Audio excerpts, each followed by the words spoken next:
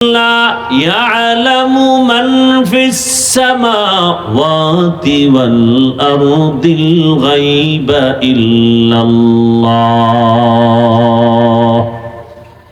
হে রাসূল, আপনিই বলে দেন, আসমানের বাসিন্দারা কেউ গায়েব জানে না, জমিনের বাসিন্দারা কেউ গায়েব জানে না, একমাত্র গায়েবের মালিক আল্লাহ। যেই কুদরতের ক্ষমতার দ্বারা গায়েব জানে, এই ক্ষমতায় দুনিয়াতে আর কেউ গায়েব জানে না।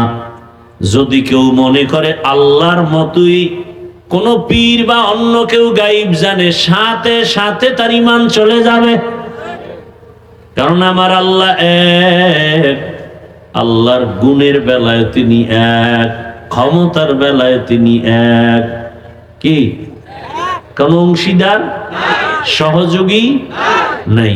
লাম ইয়ালিদ লাম ইউলাদ লা ইয়াকাস, লাম ইয়ালিদ লাম ইউলাদ লা ইয়াকাস, ওয়ালিদ মাউলুদেরা খালেকাস। আল্লাহর মতো আর আল্লাহ নাই, তার ক্ষমতার মতো কারো ক্ষমতা নাই, তার গুণের মতো কারো গুণ নাই। এরপরে নবী বলেন, আচ্ছা আমি তো বলতে পারি না কি আছে, তবে নবী বললেন, হাতের মুষ্টিতে কি আছো তোরা নিজের একটা আওয়াজ দে। সাথে সাথে পাথরগুলো কালেমার আওয়াজ দিল। আবু জাহাল পাথরগুলো জমিনের মধ্যে ফেলে বলে, তুমি এত বড় জাদুকর আমি জানি না। এর নাম কপাল। কপালে কি নাই? হেদায়েত নাই। আর নবীকে জবাই করতে এসে কালেমাওয়ালা হয়ে গেল। 5 মিনিটের ব্যবধানে তরবারিটা উল্টা দিকে দাঁড়ায় গেল বাইতুল্লাহর পার্শ্বে হাতিমে। হুঙ্কার দিয়া কয়, এই রসুলের দুশ্মনেরা, ইসলামের দুশ্মনেরা, মুহাম্মদের আর প্রয়োজন হবে না বিরোধিতার জন্য, মোকাবেলার জন্য, আমার তরবারির সামনে দাঁড়াও। এমন পাওয়ার আল্লাহ বাড়ায় দিয়েছেন, এখন ওমর যেই পথ দিয়া চলে, শয়তান ওই পথে চলে না। ভয়। যুবক ছেলে একটা মদের বোতল নিয়ে হাঁটে, হঠাৎ করে তাকায় দেখে ওমর, ভয় কাঁপতেছে। ওমরের কথার আগে তরবারি রেডি, মাথাটা গরম। অন্তর দিয়ে আমার মালিকের ডাক দিয়ে বলে, হে মালিক, আর জীবনে মদ পান করবো না, তুমি ওমরের হাত থেকে বাঁচাও। নজরে পড়ে গেছে, বোতল ফেলতেও পারে না। হযরত ওমর সামনে এসে কয়, কি তোর হাতে, আমার কাছে দে। যুবকটা কাঁপতেছে, কয়, কাঁপার দরকার নাই, আমার হাতে দাও। মদ ভরা বোতলটা যখন ওমরের হাতে দেয়, যেই বোতলে মদ ছিল, এখন তাকায় দেখে এক ফোঁটা মদও নাই, পুরা বোতলটার ভেতরে সাদা দুধে ভরা। হরকে দারাত খৌফে হকদার দিল মাদাম, জন্নতুল মাওয়া দেহদ ও রাম কাম জুজবা হক ছি জে মখাজ ইনসুজা ফজলে উ আমস্তে দর জুমলা জাহা। এখনো সে ওমরের নাম শুনলে এখনো শরীর কেঁপে উঠে। কেমন বেড়া, যেই ওমরের উপরে আল্লাহ খুশি। কতটা খুশি? ওমর যা কয় আমি আল্লাহ ওমরের কথা মেনে নিলাম। নবী চিন্তায় আছে, আল্লাহ কি কয়। আল্লাহ কয়, জিবরাইল নবীরে বলো, ওমর যা কয় আমি আল্লাহ মানছি, নবীও যেন মেনে নেন। সেই ওমরকে বর্তমান বাংলাদেশে এমন কিছু আল্লাহর দুশ্মন আছে যে সেই ওমরকে মানতে পারে না, বলে সে বেদাতি। ওমর মানে পথভ্রষ্ট। চিন্তা করেন ভাইরা আমার, ধর্ম নিয়ে এত ভেজাল আমার দেশে বলার ভাষা নাই। এত মানুষের টুপি দেয় না, এ নিয়ে কোনো ফিকির নেই। আর একজন টুপিওয়ালা সে পাঁচকুল্লি দিল কেন, এই জন্য মাথা ব্যথা। আছে না নাই? এত মানুষ নামাজ পড়ে না, এ নিয়ে কোনো মাথা ব্যথা নাই। কিছু হজরতের সমস্যা কি, বুকে হাত বাঁধে না কেন, এ নিয়ে জ্বালা। বুকের হাত লইয়া নাবির হাত লইয়া চিল্লা চিল্লি, অথচ যারা নামাজই পড়ে না এদের পেছনে মেহনত নাই, ফিকির নাই। আল্লাহ হেদায়েত দান করেন। এই সব সমস্যার একমাত্র সমাধান আল্লাহ ওয়ালা যারা, তাদের কাছে বাইআত হইয়া সোহবত নিয়ে চললে দিল সোজা হবে, না হয় সোজা হবে না। যে ব্যক্তি বলে কোনো অলিয়া উলিয়া মানি না, যে কোনোদিন তার কাছে হাত দিবে, বয়াত হবে, এর উপায় কি? এর কপালে মোহর লেগে গেছে। আমি তো সারা বাংলাদেশে বলি, যারা বলেন অলিয়া উলিয়া মানি না, আমি বলি এরা কোরআন মানে না, বুখারী শরীফ মানে না, এরা ভণ্ড। এদের যারা ভণ্ড বলে না, তারাও ভণ্ড। আউলিয়ারা কারে উকবা ইখতিয়ার, জাহেলারা কারে দুনিয়া ইখতিয়ার। মাইলে মোমেন সোয়ে মোমেন মিশাওয়াদ, মাইলে কাফের সোয়ে কাফের মিশাওয়াদ। আল্লাহ তাআলা সাহায্যের কথা বললেন কেন? বলে এটা পরীক্ষার হল। তুমি পরীক্ষায় পাশ করতে হলে একা একা পারবা না, কারণ পরিবেশ বড় খারাপ। আল মালু ওয়াল বানুন জিনাতুল হায়াতিদ দুনিয়া। সম্পদ আর সন্তান হলো দুনিয়ার সৌন্দর্য। আল্লাহ তাআলা বলেন সাবধান, ইয়া আইয়ুহাল্লাযীনা আমানু লা তুলহিকুম আমওয়ালুকুম ওয়ালা আওলাদুকুম আন যিকরিল্লাহ। তোমার সন্তান আর সম্পদ যেন তোমাকে আল্লাহর মুহাব্বতের দরজা থেকে গাফেল করে না দেয়। সাবধান। সুফিয়ান সাউরি রহমাতুল্লাহ আলাইহি বলেন, মানুষের ধ্বংস করার মূল জিনিসটা হলো মাল, মালের মোহাব্বত। ভাই কথা বুঝেন তো? মানুষকে ধ্বংস করার মূল কি? মালের মোহাব্বত। এগুলোর থেকে মানুষকে বাঁচাইবে সে ডাক্তার কারা? ওলামায়ে কেরাম। ডাক্তার কারা? সুফিয়ান সাউরি বলেন, মানুষ মালের মোহাব্বতে আটকায় যাবে, আর আলেমরা ডাক্তার হয়ে তাদেরকে সরাবে, বাঁচাবে, ঔষধ দিবে। সুফিয়ান সাউরি কয়, সেই মালে যদি আলেমরে ধরে, যারে দিয়ে ভূত সারামু এরে যদি ভূতে পায়, যেই মাল মানুষকে ধ্বংস করে, সেই মালের পেছনে যদি আলেম ডাক্তার হইয়া সেও যদি রোগী হয়ে যায়, তা চিকিৎসা করবে কে? ইলমেরা এজাজ করদান বেহিসাব, খলকেরা দাদান জবাবে বাসওয়াব হক না দারদ। এই এত ডিস্টার্ব করা লাগে? তুমি সামনে বইলা খাইয়া, কত মানুষ পিছনে ডাইনে বামে দাঁড়ানো, ওখান থেকে দুই চারজন যদি বিড়ি টানতে যায়, আমরা দেখমু ডিস্টার্ব হবে। সামনে বসে মানে হেদায়েত হয়ে গেছে মাশাআল্লাহ, হেরার বয়ান লাগবে না।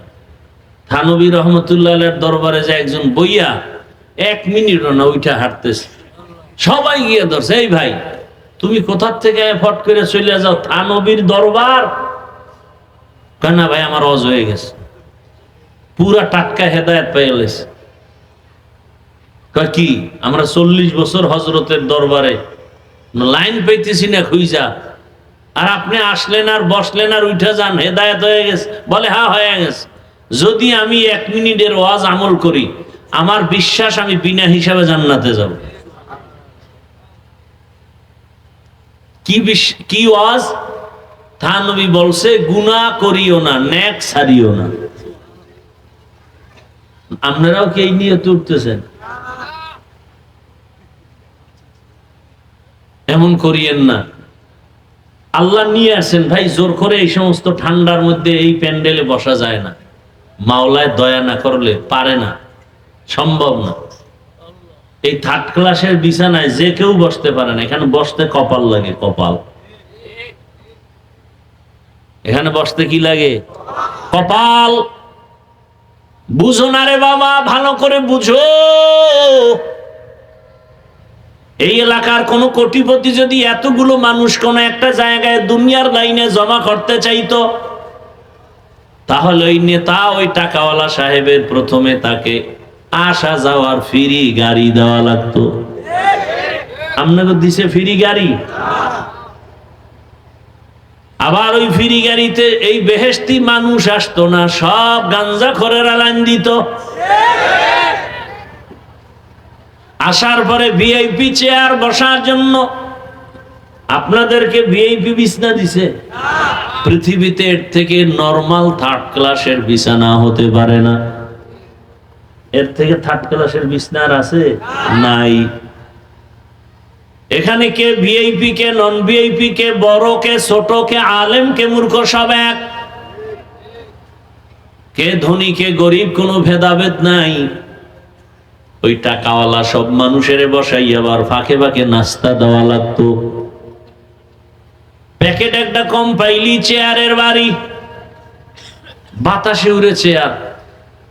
আমি দেখলাম কেমনে, ওই ওগো দলের মধ্যে আবার কয়েকটা কুলাঙ্গার লাইফ বয়, ওরা লাইফ দিয়ে কয়, দেখে নামগো দলের মানুষ আমরা কত বড় বেয়াদব। কথা বুঝেন, বাংলা বুঝেন? এখানে এই দলের একটা মিটিং, হেনে নাস্তা লইয়া কি হইছে না হইছে এটা লাইভ দিয়ে যে দেখায়, ও কুলাঙ্গার না? সারা দেশের মানুষের দেখায় আমরা কত বড় বেয়াদব। দেখেন আমরা নিজেরা কিলে কিলি লাগিয়ে গেছি। আমার কথা যুক্তি আছে না বানায় বলতেছি? এটা হইতে পারে কোন দলের আদর্শবান সদস্য করতে পারে? টুকটাক তর্ক বিতর্ক হবে, এটা লাইভ দিবে কেন? জাতিকে জানাইবে কেন? সে আপন লোক হয় কিভাবে? আপনাদের নাস্তা টাস্তা দেওয়া হয়েছে মোনাজাতের পরে? কপাল বড় খারাপ। এইবার খেয়াল করেন, খেয়াল করেন, মানুষ কিন্তু মানুষ, খুব বুঝার বিষয়। এই মেধা আল্লাহ আর কোন মাখলুককে দেন নাই, মানুষকে দিছেন। এরপরে এতগুলো মানুষকে ওই সাহেবের নিয়ন্ত্রণের জন্য কত পুলিশের দরকার, কত আর্মি, কত র্যাব। সর্বশেষ ভয় থাকলে কুত্তা নিয়ে হাজির।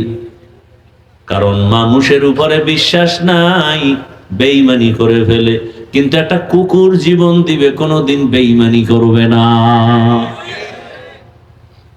এবার আপনারা বলেন তো, এই যে এতগুলো মানুষ আপনারা বসে আছেন এই ঠান্ডার ভিতরে, নিয়ন্ত্রণের জন্য কত প্লাটুন পুলিশ আছে? হ্যাঁ, একটু আকল দেখেন, খাটান তো। এতগুলো মানুষ, যে যেখানে দাঁড়ানো, যে যেখানে বসা, চুপচাপ, কে কোথায় বসছে কোনো খেয়াল নাই। পেটে ক্ষুধা আছে, ওদিকে চিন্তাও নাই। এমনকি টেলিফোন করলেও এখন আর কেউ কল ধরবে না, কেটে দেবে। কথা ঠিক না? আবার দিছে, আবার কাটবে, এইভাবে 4-5 বার দিলে তো মাথা গরম হয়ে যাবে। মাথাটা নত করে একবার রিসিভ করে আসতে বলবে, এই মিয়া এতবার কাইটে দি, তুমি আবার কল দাও। ধমক একটা দিয়া ছেড়ে দিবে। আর যদি টেলিফোন করনেওয়ালা ঘরের ম্যাডাম হয়, তা রাত্রে খবর আছে। আচ্ছা একটু চিন্তা করেন তো, একটা পুলিশ নাই, র্যাব নাই, এই এতগুলো মানুষ চুপচাপ, কোনো আওয়াজ নাই। এটা কেমনে সম্ভব? বুঝলে এক কথায় হেদায়াত। ইসলাম মানলে এটা সম্ভব। কি মানলে? ইসলাম ছাড়া আর কেউ পারবে না, আল্লাহর কসম। এটা ইসলাম পারে, আর কেউ পারে না। এজন্যই তো আমি চ্যালেঞ্জ দিয়ে বলেছি, আল্লাহর কসম করে, ইসলাম যতদিনে জমিনে কায়েম হবে না, ততদিন পর্যন্ত জমিন ঠান্ডা হবে না, জাতীয় শান্তি পাবে না। আল্লাহর কসম, শান্তির ঠিকানার নাম ইসলাম। আপনি মানেন না সেটা ভিন্ন কথা। কত লোক নামাজ পড়ে না, আছে না এখানে? তার মানে কি নামাজের প্রতি আগ্রহ আছে না? আছে। এজন্য তো ঝগড়া নাই। হ্যাঁ, তার সাথে তর্ক, তার সাথে যুদ্ধ। যদি বলে নামাজ পছন্দ করি না, এ কথা বললেই সে বেঈমান। একজনে দাড়ি রাখে না, কোনো ঝগড়া নাই, তার ঈমান আছে। যদি বলে দাড়ি পছন্দ করি না আর ছাড় নাই, সে বেঈমান হয়ে গেছে। কথা বুঝেননি আমার? পর্দা করেন না আপনি মুমিন, অন্তরে আগ্রহ। আর যদি বলেন পর্দা পছন্দ করি না, আর আপনার সাথে কোনো আপোষ নাই, আপনি বেঈমান হয়ে গেছেন। পর্দা না করার পর্দা পছন্দ না করা এক না। তো ইসলাম এমন শান্তির এক জমিনের জন্য আল্লাহ দিয়েছেন। এই ইসলামের অনুকূলে যারা থাকবে, এরা দেখেন না আওয়ামী লীগ করে, আওয়ামী লীগ। বাংলাদেশের এরকম লোক সব মরে গেছে না? আছে? আছে মানে বাদশার হালাতে খায়, ঘুমায়, কোনো টেনশন নাই। বিষয় কি? ওই মাদ্রাসায় টাকা দেয়, মসজিদে টাকা দেয়, আলেম ওলামার সাথে কলিজার মোহাব্বত, কারো উপরে কোনো জুলুম করে না, গালি দেয় না, 5 ওয়াক্ত নামাজ পড়ে। এরকম বিএমপির মধ্যেও বহু আল্লাহর বান্দা আছে না নাই? মাদ্রাসায় টাকা দেয়, মসজিদে দেয়, দাড়িওয়ালা 5 ওয়াক্ত নামাজ বা জামাত আদায় করে। এ কারণে যত তুফান হোক না কেন, উলামায়ে কেরামের বরকতে তার উপরে কোনো বিপদ আসে না। শান্তির ঠিকানাই তো এটা। রাসূল তো চ্যালেঞ্জ দিয়ে গেছেন, 2 জিনিস আঁকড়ায় ধরো, জীবনে সম্মান যাবে না, ঈমান যাবে না, অশান্তি আসবে না। 1, আল্লাহর কোরআন আঁকড়ায় ধরো। 2, নবীর আদর্শ সুন্নাত। এই 2 জিনিস আঁকড়ায় যারা ধরবে, তাদের জিন্দেগি শান্তির জীবন। আল্লাহর সাহায্য চাও, দুনিয়াটা কিছুই না রে বাবা। ও আমার কলিজার যুবক, কয়দিন আর বাহাদুরি করবা? কম তো করো নাই। মনে চাইছে দাড়ি রাখবা না, রাখো নাই। মনে চাইছে পার্কে পার্কে দৌড়াবা, দৌড়াইছো। মনে চাইছে সারা রাত মোবাইলে গুনাহ করবা, করেছো। মনে চাইছে নামাজ পড়বা না, পড়ো নাই। এখনো কি তওবা করার অন্তর আসে নাই? আরো কি গুনাহ করতে মনে চায়? বলো আর কতদিন করবা? বলো তোমার আশা কতদিন করলে পূরণ হবে? আর কত রাত মোবাইল চালাইলে আশা পূরণ হবে বলো? আর কতদিন পার্কে পার্কে গুনার আড্ডা দিলে তোমার আশা পূরণ হবে বলো? এবং এ কথাও বলো, তোমার হায়াতের বাকি আছে আর কতদিন? চোখের সামনে লাশের মিছিল, ঘুমের বিছানায় তাকাও, যুবকের লাশ। পানির মধ্যে তাকাও, যুবকের লাশ। গাড়ির নিচে তাকাও, যুবকের লাশ। ও আমার কলিজার যুবক, এখনো কি তোমার হুঁশ আসে নাই? তোমার লাইনের জাতি ভাই গোটা দুনিয়াটাকে জাগরণ তৈরি করে কবরে চলে গেল, রক্তের ফোঁটা জমিনে ফালায়া দিয়া শাহাদাতের দরজা দিয়া চলে গেল। আর জাতিকে বুঝায় গেল, যুবকের বুঝায় গেল, এর যুবক, টাকা দিয়া পশু কিনা যায়, আমি হাদিকে কিনা যায় না। এরপর হুঁশ হয় নাই। তুমি মোবাইলে আকাম দেখবা সারা রাত, এজন্য তুমি এমবি ভরার জন্য মায়ের টাকা চুরি করো, বাবার টাকা চুরি করো, ঠিক নেই? আর তোমার জাতি সেই যুবক রাস্তা দিয়ে হাঁটে, মানুষ এসে এসে টাকা দেয়, খবর নেই। 50,000 টাকার বান্ডিল দেয়, কয় নেও। অ্যাকাউন্টে কোটি কোটি টাকা জমা। তোমরা সাক্ষী দাও, যেই ছেলের কথা বলতেছি, এত টাকা ও কোনোদিন কি লাইভে এসে বলছিল আমাকে টাকা দাও? ও যুবক, তুইও যুবক, তোর চরিত্র তো খারাপ কেন বল? কার অভিশাপ লাগাইছো কপালে? হয়তো মা বাবার অভিশাপ লাগছে, না হয় শিক্ষকের, না হয় আলেম ওলামার। এই 3 জায়গার অভিশাপ লাগলে কসম আল্লাহর, মরার আগে তুই পঙ্গু হয়ে যাবে। আর এই 3 জায়গার দোয়া থাকলে তুই ডাক্তার হলো গোটা দুনিয়াতে সম্মান হবে, মানুষ তোর কদম চুমতে থাকবে। এক ডাক্তার জাকির নায়েকরে কে না চিনে দুনিয়ায়? হোমিওপ্যাথিক ডাক্তার, টাকার গরমে না, ক্ষমতার গরমে না, এই পরিচিতি, এই খ্যাতি, এই সম্মান, সুন্দর চরিত্র, নৈতিক আদর্শের কারণে। আর তুমি সারা রাত আকাম করো মোবাইলে, চেহারাটারে নষ্ট করে ফেলেছো। 40 বছরে তোমার চেহারা নষ্ট হওয়ার কথা না, অথচ 22-25 বছরে তোমার চেহারায় কোনো আলো নাই, নূর নাই, আকর্ষণ নাই, তাকাইলে মায়া হয় না, বরং দিন দিন শুধু চেহারা নষ্ট হয়। যুবক পাও ধরে বলছে, নিচে নাইমে যদি একটা বলতে পারো যে ভাই ধরো, কয়েকজনে নাইমে আসে। খোদার কসম পাও ধরে বলছে, পারি না নাইমে আসতে। মাইকের ফোন যদি একটা লাগাই দিত পুরো 50 হাতে, তাহলে নাইমে নাইমে পাও ধরে ওয়াজ করতাম, ওয়াজও করতাম, পাও ধরতাম। তোর পায়ে হাত দিয়ে বলি, তুই আয়নায় তাকা, তুই তাকা, দেখ তো তোর চেহারা আগের মতো আসেনি। তোর নিজের কাছেই খারাপ লাগে, চেহারাটা এত নষ্ট হইলো কেমনে? এই দাগ, সেই দাগ, এই কিছু, সেই কিছু। আয়না দেখার টাইম তো পাও না, শিডিউল খালি নেই আয়না দেখা, মিস কল আর মিস কল। আয়না দেখারও টাইম নাই। ও আয়নার দিয়ে তাকাইলো, দেখে বেগানা বয়ে রয়েছে। ওর চেহারা দেখার টাইম নাই, ও আয়নার সামনে দেখে বেগানার চেহারা, নর্তকীর চেহারা। কে বলবে এই কথা? কে শুনবে আমার এই কথা? বলার মানুষ নাই, শোনার মানুষ নাই, বিরোধিতা করার মানুষের অভাব নাই। কেমনে বুঝাই আমার এই যুবকরে? যুবক, গোটা দুনিয়ার নেতৃত্ব তো তুমি দিবা, গোটা দেশ তো তুমি চালাবে, গোটা দুনিয়া তোমার দিকে তাকিয়ে আছে। তুমি সমাজকে সুন্দর করবা, দেশকে সাজাবা, সেই চরিত্র তোমার মধ্যে আছে। নষ্ট করো কেন? হারিয়ে গেলে আর ফিরে আসবে না, চরিত্র কোনদিন আসবে না।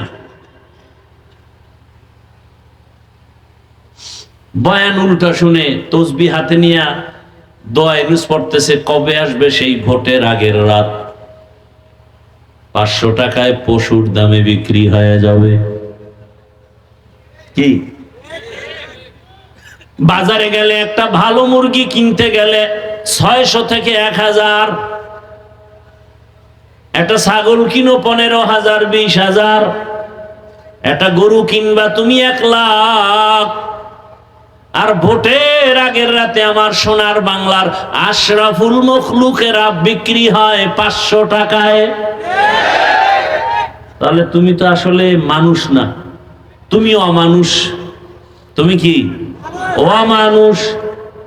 আল্লাহ কয় এটা পশু, আল্লাহ আবার বলে না না না, বালহুম আদাল, এরা পশুর চেয়েও খারাপ। একটা পশুর দাম 1 লাখ, একটা পশুর দাম 15-20,000। কি তুমি মানুষের দাম তার চেয়েও কম? ওরে টাকা দিয়া তো পশু কিনা যায়, পশু টাকায় বিক্রি হয়, মানুষ কখনো বিক্রি হতে পারে না। বড় দুঃখ। তুমি সততার সাথে স্লোগান দিবা কেমনে? যার বিরুদ্ধে তুমি কথা বলবা, এর টাকা না খাইয়া ফেলাইছো ঘুমের মধ্যে, এই হারাম টাকা খেয়ে ফেলছো, তোমাকে কে শোধরাবে? বাবায় মান্যত করে আছে হারাম খাবে, যৌতুকের টাকা খায় বিয়ে বা সন্তানকে বিবাহ করাবে। এরম বাবা নাই দেশে? বাপ নামের অযোগ্য। এরে আমার যুবক, আবার বইলাও কিন্তু মন আবার স্থির হয়, কারণ তোমার লাইনে বহু যুবক আছে স্কুলে পড়ে নামাজি নাই? ঢাকা কলেজে কত ছেলেরা লেখাপড়া করে, মাথায় পাগড়ি, বড় দাড়ি, বড় জামা, মনে হয় যেন মসজিদের কোনো খতিব, অথচ আরবিও ভালো করে পড়তে পারে না। ও যুবক, তোমার কিসের অভাব? আমি তো বলি নতুন করে যা করছো তো করছো, এবার তওবা করে একটা দাঁড়ায় যাও, নতুন ভাবে দাঁড়াইয়া মাত্র 5-7 বছর মোবাইলটা পানিতে ফেলে দাও, চরিত্র নিয়ে নতুন করে দাঁড়াও, দেখবা তোমার জীবনটা সুন্দর হয়ে যাবে। আল্লাহ তাআলা রাস্তা খুলে দিবেন। গোটা দুনিয়ার পিছনে তুমি করো না, আজকে টাকার জন্য কত পেরেশানি করো। যদি চরিত্র নিয়ে দাঁড়ায় ডাক্তার হও, ইঞ্জিনিয়ার হও, প্রফেসর হও, ওসি ডিসিএসপি হও, মেম্বার চেয়ারম্যান এমপি হও, আল্লাহর কসম যদি চরিত্র ভালো থাকে, আদর্শ ভালো থাকে, গোটা দুনিয়ার মানুষ তোমাকে চিনে ফেলবে অল্প সময়ে। তোমাদের জাতি ভাই উদাহরণ না? কথা বলো না কেন? উদাহরণ। গোটা দুনিয়ার মানুষ তাকায়ছিল এই ছেলেটাকে। বাংলাদেশের মানচিত্রে এই দেশ যতদিন আছে তার ইতিহাস ততদিন থাকবে। কথা ঠিক? তোমার অভাব কি বলো বাবা?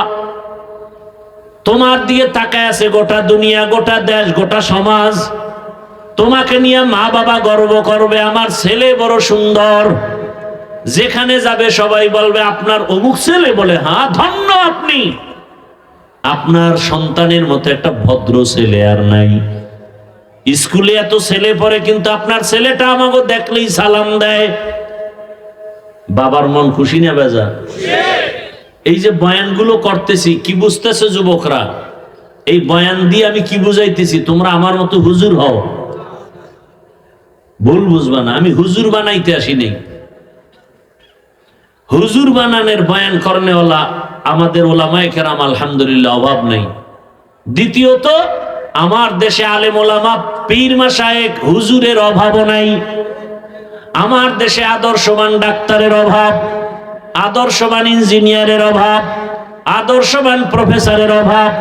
আমার দেশে আদর্শবান ওসি ডিসির এসপির অভাব। আজ আমার দেশের প্রত্যেক থানা জেলার ওসি ডিসিএসপি আদর্শবান নামাজি যদি হতো, আমাদের এত চিৎকার দেওয়া লাগতো না। সমাজে বয়ান চলতো, আমল চলতো, সুদখোরের পেছনে অনুমতির জন্য দৌড়ানো লাগতো না। চিন্তা করেন, মানুষের পাও ধরে ধরে বয়ান করি, পাও ধরে ধরে। হিন্দুর বিরুদ্ধে বলি না, খ্রিস্টানের বিরুদ্ধে বলি না, আর সেই ওয়াজ করতে যদি অনুমতি লাগে, এই দেশে বাঁচা না বাঁচা আর কি আছে? এই মুসলমানের দেশ। আপনাদের দোষ 99 গুণ বেশি, 99% দোষ আপনাদের। এখানে ওয়াজ চলতেছে, আপনারা হাজির হইছেন, কোরআন হাদিসের বয়ান চলতেছে, কোরআন অনুযায়ী বয়ান চলতেছে। কোন বেয়াদব যদি এসে বলে যে এটা হবে না, সাথে সাথে ধইরা হাতে পায়ে রশি লাগায় বাইন্দা যে তুই এখানে রং চা। মোনাজাত হওয়ার পরে এখান থেকে বেরোবি। বেদবি করলি কেন? কোরআনের বাগানের সাথে এ শাস্তি। এক বেয়াদবকে শাস্তি দিলে গোটা দেশ সোজা হয়ে যেত। আমার আল্লাহর কোরআনটা একটু দুর্বল। এটাই পরিবার নীতি আছে, সমাজ নীতি আছে, অর্থনীতি আছে, শুধু রাজনীতি নাই। হ্যাঁ, এই কোরআনে সুলাইমান নবীর রাজনীতির কথা আছে। পুরা দুনিয়া চালাইছেন সুলাইমান নবী, ঘটনা আছে। ইউসুফ নবী মিশরের অর্থমন্ত্রী ছিলেন, ঘটনা কোরআনে আছে। যদি বলো কোরআনে নাই, তার মানে হলো কোরআন সব দিক থেকে পরিপূর্ণ, রাজনীতির বেলায় কোরআন শরীফ দুর্বল। এই কথা বললে তার ঈমান থাকে? কোরআনে যদি রাষ্ট্রনীতি না থাকে ওই বয়ান করব না, থাকলে সবার করতে হবে। কথা বলেন না কেন? বলে হুজুর কোরআন হাদিসের বয়ান কইরেন, বাইরের থেকে বইলেন না। বোঝো কোরআন হাদিস কিছু?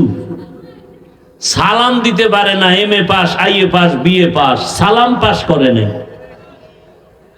আছে না নাই? সালামালাইকুম সালাম দেয়, সালামালাইকুম তোর উপরে ঠাডা ভরুক, হেকা আলাইকুম তোর উপরে আগে ভরুক, সালাম দেয়। লজ্জা শরম কই? আসসালামু আলাইকুম, শুধু এই দুইটা শব্দ, এটা পারে না, আর সব পারে। আর একজনে আবার স্টাইল করে দেয়, আসসালাম আলাইকুম। হুজুর একজন পাইয়া স্টাইল করছে, তো হুজুরে যে চালাক বুঝে নাই, জিগায় হুজুর কেমন আছেন? হুজুর কয় শুকুর আলহামদুলিল্লাহ। হুজুর আপনি শুকুর বললেন কেন? শুকুর বলবেন না? কপাল তোর ডাও খারাপ, আমার ডাও খারাপ, আমি যে শুকুর বলবো এই নকটা তুই সালামে নিয়ে গেছ, আমার তো শুকুর বলা ছাড়া উপায় নাই।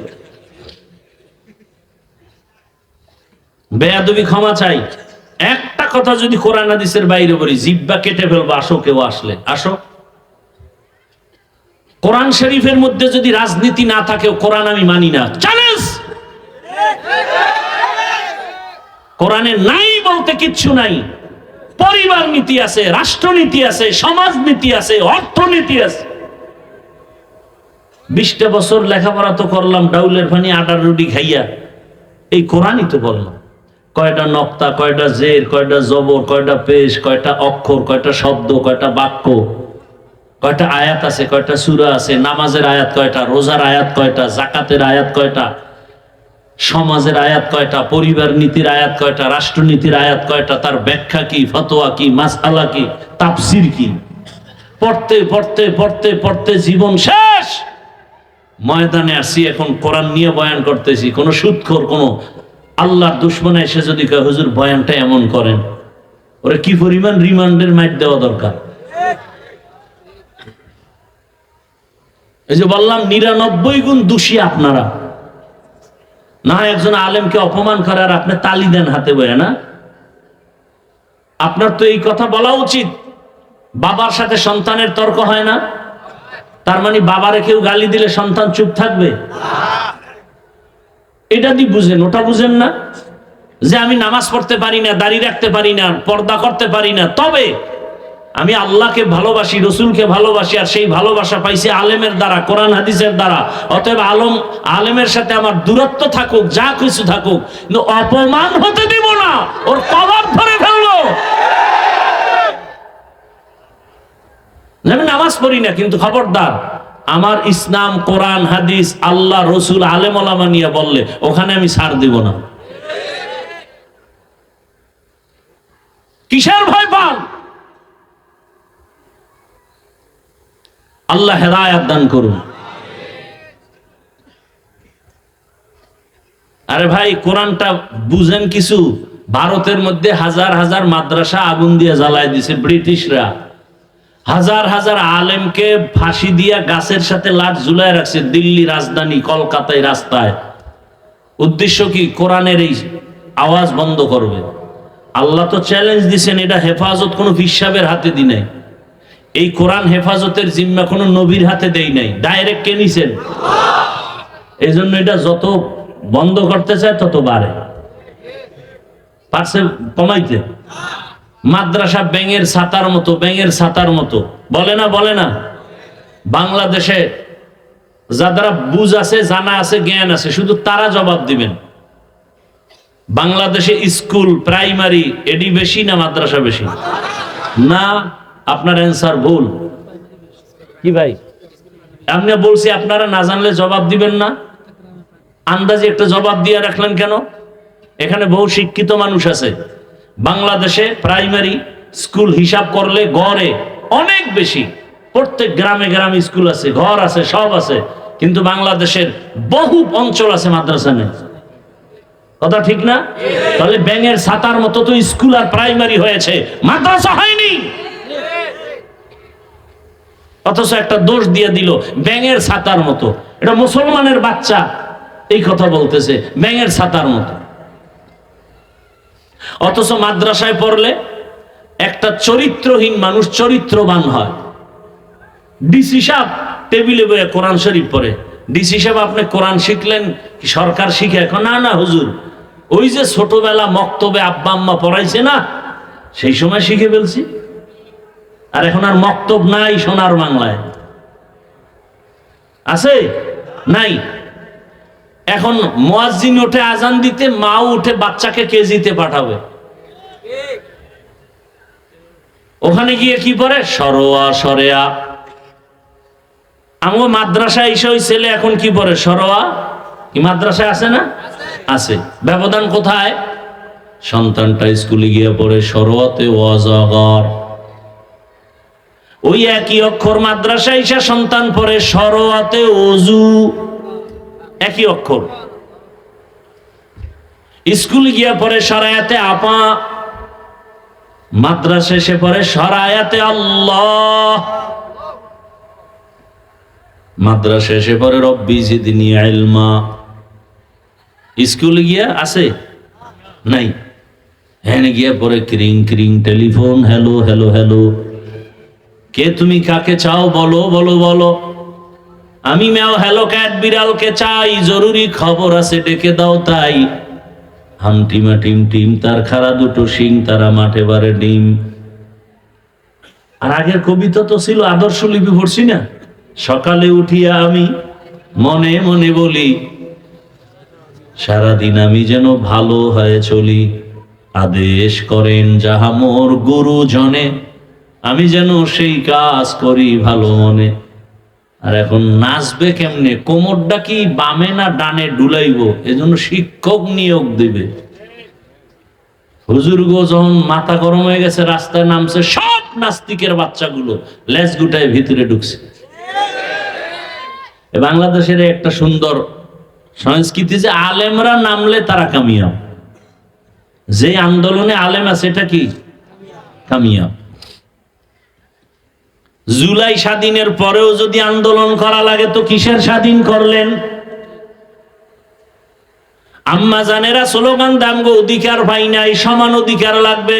আল্লাহ যে বেশি দিছে ওটা লাগবে না, এই বেশিটা নিয়ে না নিয়ে সমান নিতে যায়। তাসলিমার অবস্থা কি?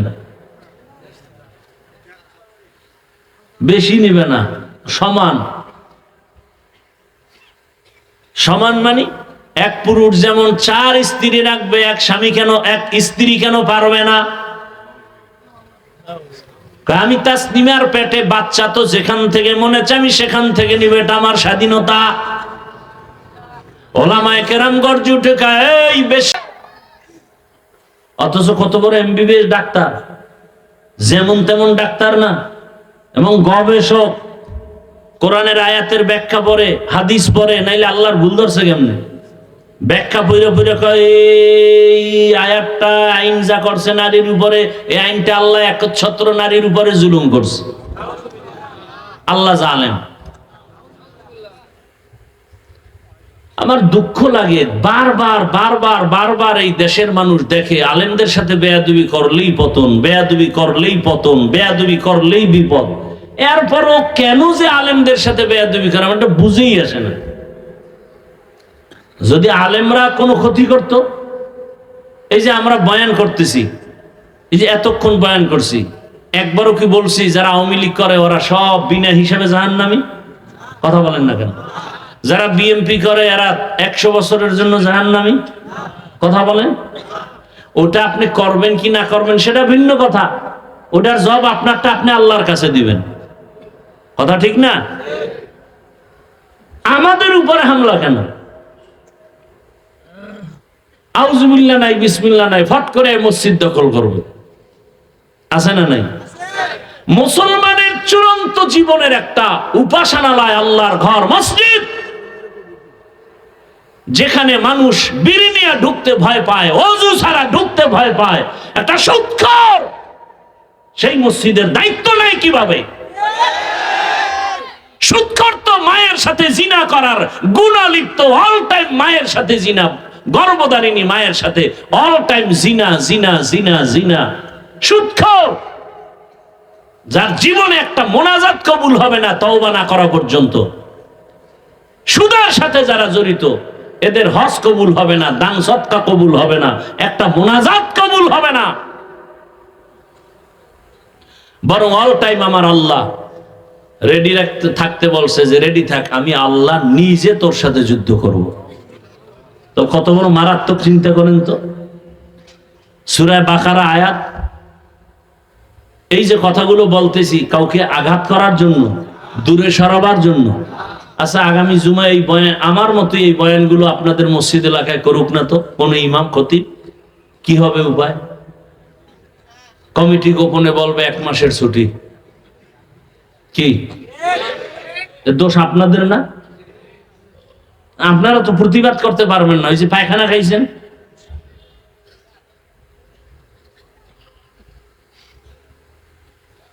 কোরআন হাদিসের বাইরে যদি কোনো আলেম কথা বলে, আপনাদের দরকার নাই, কোনো কথা নাই।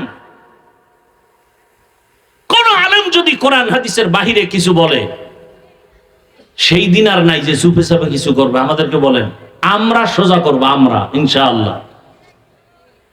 আপনি কি বুঝেন কোরআন হাদিসের বাইরে আর ভিতরে? কোরআন হাদিসের ভেতরে যদি বয়ান করি, তা সুদখোরের বিরুদ্ধে বলতে হবে না? ঘুষখোরের বিরুদ্ধে বলতে হবে না? জালেমের বিরুদ্ধে বলতে হবে না? বেনামাজির বিরুদ্ধে বলতে হবে না?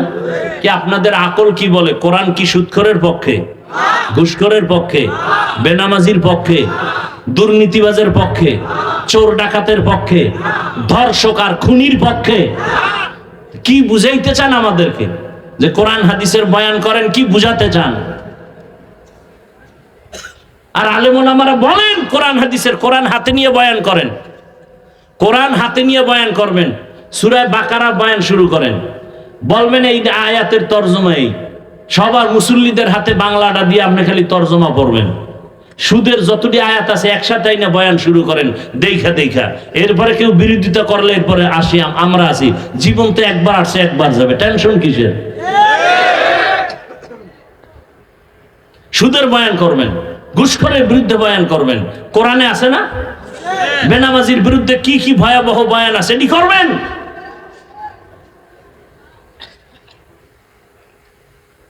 বেপরদায় যারা চলে এদের বিরুদ্ধে কি বয়ান? জেনার শাস্তি, চোরের শাস্তি, মানুষকে ধোঁকা দেয় এর শাস্তি কি?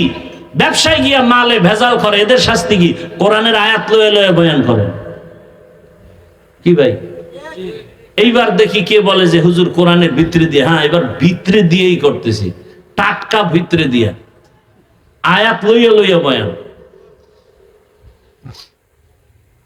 সূরা বাকারা 275 নম্বর আয়াতের ওখান থেকে 3-4 পৃষ্ঠা ওমানে বয়ান, মুনাফিকদের বিরুদ্ধে বয়ান, জালেমের বিরুদ্ধে বয়ান, লাগাতার বয়ান করেন। কে বয়ান শেষ করবেন?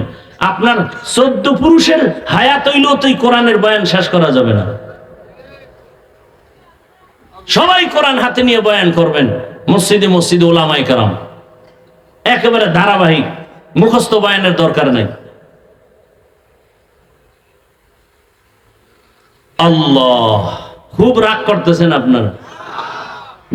আপনারা রাগ করলে তো দোষ না, আমরা করলে না দোষ। হুজুর এত রাগ, আমি মানুষ না। আল্লাহ হেদায়েত দান করুন। যুবক বাবারা, আমি বলবো নতুন করে ঘুরো। তুমি ডাক্তার হও, দোয়া করি, দিল থেকে বলছি, ডাক্তার হও, বেয়াদব হইও না। ইঞ্জিনিয়ার হও, বেয়াদব হইও না। ওসি হও, ডিসি হও, এসপি হও, বেয়াদব হইও না। তুমি এক যুবক, ফুটন্ত গোলাপ, তোমার ঘ্রাণে পুরা সুবাসিত হবে গোটা দেশ, গোটা সমাজ। তোমাকে দেখলে দুশ্মন ভয় পাবে, যারা উল্টা পাল্টা চরিত্রহীনরা দেখলেই তো ভয় পাবে।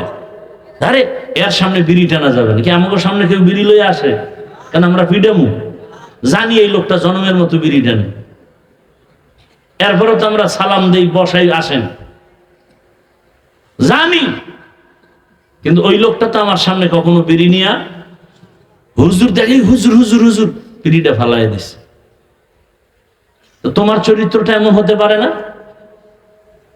যে তোমার বন্ধু বান্ধবরা তোমার আদর্শ দেখিয়া ভালো হয়ে যাবে? আমি তো একবারও বলি না আমুক মাদ্রাসায় মাওলানা হও, বলছি। আমার দেশে মাওলানা, মুফতি, মুহাদ্দিসের অভাব নেই। অভাব কি? আদর্শ ডাক্তার, আদর্শবান ইঞ্জিনিয়ার, আদর্শবান প্রফেসর, আদর্শবান ওসি, ডিসি, এসপি, এটি চাই। এই বয়ানগুলো আমি সারা দেশে এভাবে করি। আমার এই লাইনের বয়ানটা আমি ইচ্ছা রকম খুব জোর দিয়ে করি। এখনো সময় আছে, তওবা করো, অন্তরটাকে নরম করে দাও। মানুষের একটা আফসোস থাকে, আরে পার্কে গেলে কি জানি মজা, তো নিছো না, এবার ফিরো। মনে মনে আল্লাহকে বলো, ও আল্লাহ, জীবনে পার্কে কম ঘুরি নাই, দাড়ি কম কাটি নাই, নামাজ কম সারি নাই। ও আল্লাহ, আজকে বুঝতে পারি নাই, তওবা করে ফেলতেছি, আর দাড়ি কাটবো না, নামাজ ছাড়বো না, বেপরদায় চলবো না। মা বাবার দোয়া নিয়ে, ওলামায়ে কেরামের দোয়া পরামর্শ, শিক্ষকের দোয়া নিয়ে নবীর আদর্শ মেনে চলবো।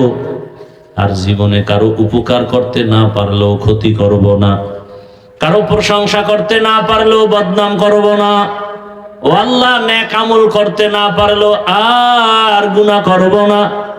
মা বাবা, মুরব্বী, ওলামায়ে কেরাম, শিক্ষকদের সাথে আর বেয়াদবি করব না। যদি বান্দা তওবা করো, সাথে সাথে আমার আল্লাহ দয়া করে তোমাকে মাফ করে দিবেন।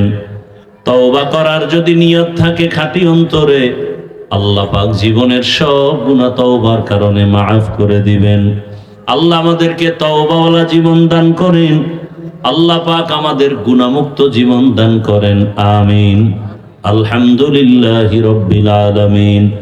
والصلاة والسلام على سيد الأنبياء والمرسلين وعلى آله وأصحابه أجمعين يا أرحم الراحمين يا أرحم الراحمين يا أرحم الراحمين رب ارحمهما كما ربياني صغيرا اللهم إنك عفو كريم تحب العفو فاعف عنا اللهم إنا نسألك رضاك والجنة ونعوذ بك من سخطك والنار يا الله মাহফিল কবুল করে নেন।